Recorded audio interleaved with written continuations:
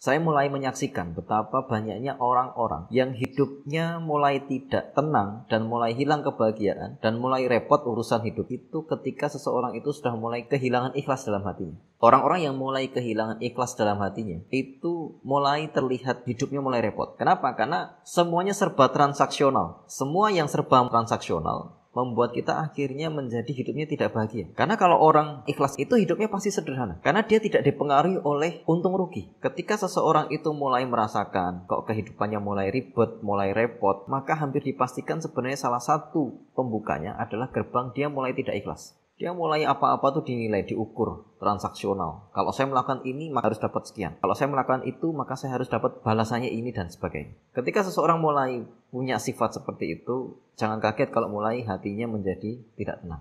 Sebenarnya ilmu ikhlas ini adalah ilmu yang ujungnya membuat hidup kita itu bisa nyaman dan tentram. Karena memang ketenangan, kenyamanan, ketentraman itu sesuatu yang mahal. Banyak orang yang kemudian akhirnya mencari ketenangan. Sebab apa? Sebab memang ketenangan itu mahal. Dan karena salahnya mereka mencari ketenangan, akhirnya yang terjadi, mereka ketemu dengan cara-cara yang salah. Ada yang tenangnya harus kemudian pakai obat misalnya. Ya. Padahal Allah sampaikan di surat Al-Fat ayat keempat, jelas bahwa Allah sampaikan, huwaladzi anzala sakinata fi qulubil mu'minin.